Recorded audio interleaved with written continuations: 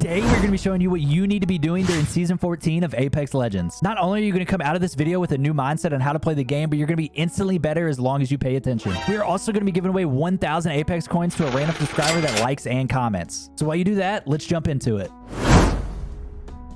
Tip number 1, stop trying to go in and solo squad wipe teams by yourself. Humble yourself a bit and realize the fact that you can't just run in and do that in this game. Lay off snorting the G Fuel for a day and try actually playing with your teammate. If you struggle winning fights with a team, then it might be you or the way your team is playing. In order to win more fights, you need to learn when to third party and when to pull out of fights. If you roll up on a team and the fight is over with and they're already reset, you're too late and now won't have the advantage. On the flip side of that, if you get there too early, you'll just end up being focused by both teams. The key to third partying is to pay attention to the gun sounds and the kill feed. When you see one or two people go down in the kill feed as you're hearing the matching gunshots near you, be aggressive and get right up in them. Hold up, wait a minute. Just make sure to finish them off quickly. If a fight lasts too long, then don't be afraid to pull out. What? As the longer the fight lasts, the more likely you are to be third-partied yourself. Tip number 2, positioning, positioning, positioning. It is king in Apex Legends. If you want to win the game, then find yourself an advantageous spot and bring home the W. Stop rotating so late. If a beacon is nearby, then scan it. In case you weren't aware, when the circles are touching, it's gonna pull towards that spot. Use that big brain knowledge and go find yourself some high ground in that area. Don't be a fool like Anakin and think you can actually win from the low ground.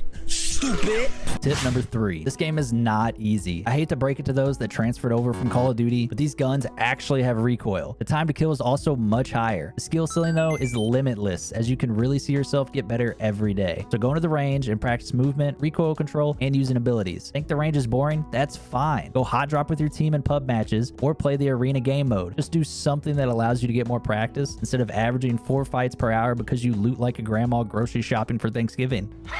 While of course you want quality games, when you're still learning and trying to get better at the game, repetitions are what matter, so try and get in as many as you can. Tip number 4, remember that Hipfire is your friend in Apex Legends. It is insanely strong, especially on controller. In an up-close engagement, I see too many people trying to ADS and track their enemies that way, when they could keep that field of view much wider and Hipfire with the same or even better accuracy. Once I got past the mental block of Hipfire actually being goated, I started improving exponentially. Another thing that helped me improve a ton was using Manscaped. Not only with the Lawnmower 4.0 with skin safe technology help you clean up and feel good, but it'll also get Loba's attention. A powerful woman knows what she wants, and what I want is down there. And then of course you have the anti-chafing boxer briefs and crop preserver deodorant for those extra long gaming sessions. Hit that link in my description to go to manscaped.com and get yours today. Make sure to use code MACGEN at checkout to get 20% off your purchase. Trust me, your balls and Loba will thank you. Now let's get into our last tip. Tip number 5, make sure you aren't overwhelming yourself. Make sure you are learning characters with simple abilities and getting better with them, and then branch out there to the more advanced ones. Legends like Bloodhound, Lifeline, Bangalore, and Octane are pretty straightforward ones to use that don't have a high skill ceiling. Once you've mastered somebody like that, then you can work your way up to legends like Seer, Crypto, and Revenant, who require a lot more game sense, knowledge, and skill. Try to just get better with one legend at a time. Go and get 50 kills with them before moving on to the next one so that you can truly have time to learn about them and how much you like them. Try not to get locked onto a main legend prior to this though, as you could be like me and go from getting clapped by Horizons and Plat lobbies